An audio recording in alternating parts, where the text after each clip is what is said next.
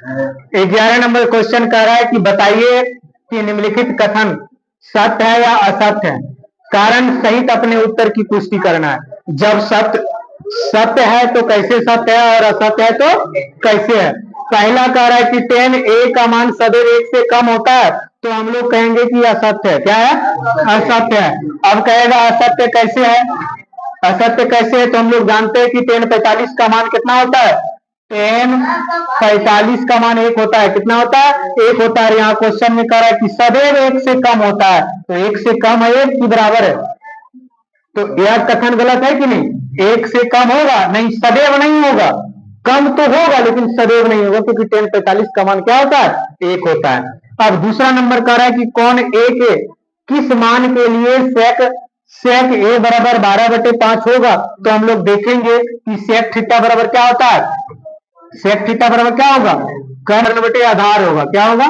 कर्ण बटे आधार होगा। Sec theta बराबर कर्ण बटे आधार होता है। हम लोग जानते हैं कि कर्ण जो होता है, कर्ण क्या होता है, लंब और आधार के वर्गों के योग के बराबर होता है। अब कर्ण दे दिया 12 और आधार कितना दे दिया 5, तो हम लोग लंब निकालेंगे, तो लंब बराबर क्या होगा, देखो 12 का स्क्वायर माइनस 5 का स्क्वायर, तो 12 का स्क्वायर कितना हो गया 144, आई कितना होगा 25, कितना होगा,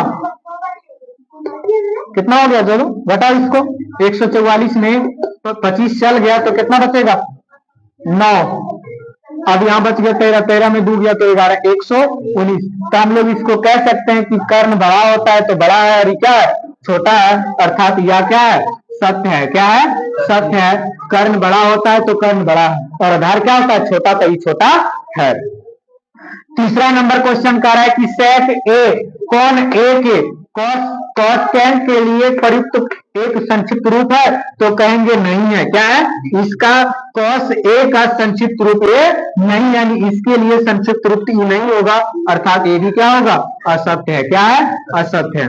उसके बाद कह रहा है कॉट ए कॉट और ए का गुणनफल है, तो नहीं, इसका ये दोनों का गुणनफल ए नहीं है। यह कॉट ए जो है एक थीटा का मान होता है, कौन का मान होता है, गुणनफल नहीं होता है, ये भी क्या होगा, असत्य होगा। क्या होगा? असत्य होगा। इसके लिए कह रहा है 5 में किसी भी कौन थीटा के लिए साइन थीटा बराबर 4/3 होगा, तो साइन थीटा बराबर क्या होता है, लंब बटे कर्ण। अब देखो कर्ण छोटा दे दिया, लंब क्या दे दिया, बड़ा दिया, तो सही होगा, नहीं होगा, तो क्या हो गया, असत्य हो गया, क्योंकि कर्ण हमेशा बड़ा होता है। यहाँ कर्ण को दे दिया 3 और लंब दे दिया 4, यानी लंब बड़ा दिया और कर्ण छोटा दिया, तो क्या है, असंभव है, अर्थात ये क्या है, असत्य है। कोई दिक्कत?